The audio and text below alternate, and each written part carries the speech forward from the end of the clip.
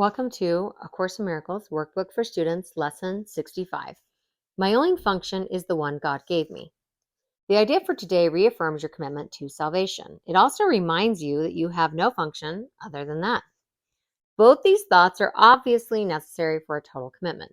Salvation cannot be the only purpose you hold while you still cherish others. The full acceptance of salvation as your only function necessarily entails two phases: the recognition of salvation as your function, and the relinquishment of all the other goals you have invented for yourself.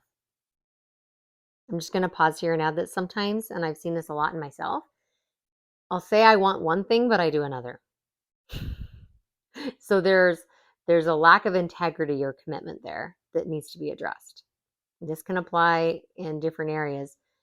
And sometimes, even the way we feel towards a person, a place, or situation, we might have competing goals. I want to support this person. I want to cherish them. I also want to punish them and make sure they know that they're horrible. Sometimes within the same hour. And that's how the ego works. The ego doesn't have a consistent thought system. It's just a protection mechanism. It's fear. It isn't there to uplift and inspire. It's there to survive. But when you transcend that petty thought system, you realize that it was at this point no longer helping you survive. It was a prison. And it was making it impossible for you to be your true authentic self and thrive.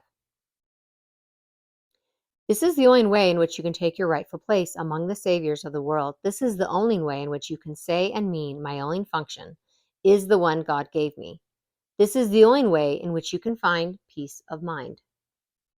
Today, and for a number of days to follow, set aside 10 to 15 minutes for a more sustained practice period in which you try to understand and accept what the idea for the day really means. Today's idea offers you escape from all your perceived difficulties. I'm going to read that again because that is a powerful statement. That is a bold claim. Today's idea offers you escape from all your perceived difficulties. If you really believe that, you would take those 10 or 15 minutes of stillness and sit with that. So please do. Even if you only have a willingness to believe, sit with this. It places the key to the door of peace, which you have closed upon yourself, in your own hands.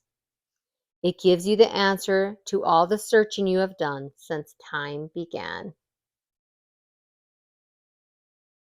Haven't you wandered far and long enough from peace, from love, from your true and eternal home, and your true and eternal nature? You have. And that is why you're doing A Course in Miracles, because you're ready to come home. Try, if possible, to undertake the daily extended practice periods at approximately the same time each day. It helps to have a routine and set a habit of, I do this first thing in the morning, or I do this right before I go to bed. I recommend always doing at least one of the practice periods first thing in the morning, and then throughout the day as time allows and as you work it into your schedule. Because what I've noticed for myself with anything, not just with A Course in Miracles, but anything I say that I prioritize, if I don't put it on my schedule, it's clearly not a priority. Try also to determine this time in advance and then adhere to it as closely as possible. The purpose of this is to arrange your day so that you have set apart the time for God, as well as for all the trivial pursuits and goals you will pursue. This is part of the long-range disciplinary training your mind needs so that the Holy Spirit can use it consistently for the purpose He shares with you. For the longer practice period, begin by reviewing the idea for the day. Then close your eyes, repeat the idea to yourself once again, and watch your mind carefully to catch whatever thoughts cross it. At first, make no attempt to concentrate only on thoughts related to the idea for the day. Rather, try to uncover each thought that arises to interfere with it.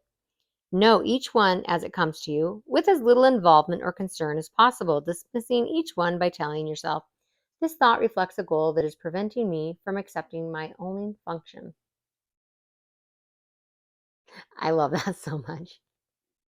This thought reflects a goal that is preventing me from accepting my only function. After a while, interfering thoughts will become harder to find. Try, however, to continue a minute or so longer, attempting to catch a few of the idle thoughts that escaped your attention before, but do not strain or make undue effort in doing this.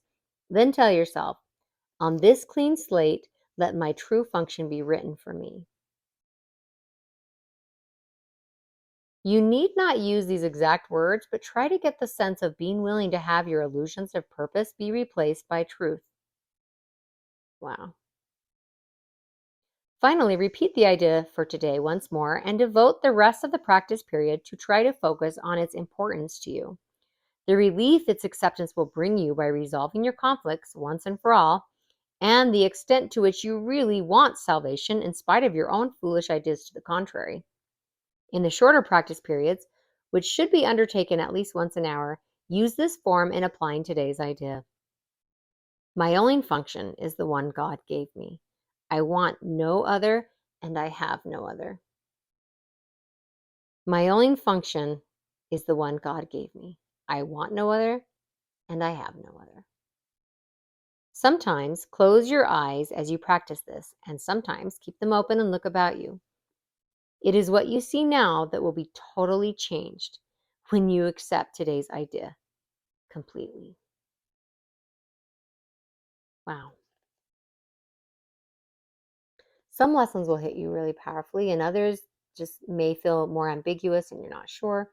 Don't let that discourage you. Just do the lesson the best you can, follow through as best you can, and trust that it will be enough. Thank you for joining me today. I will see you tomorrow for lesson 66.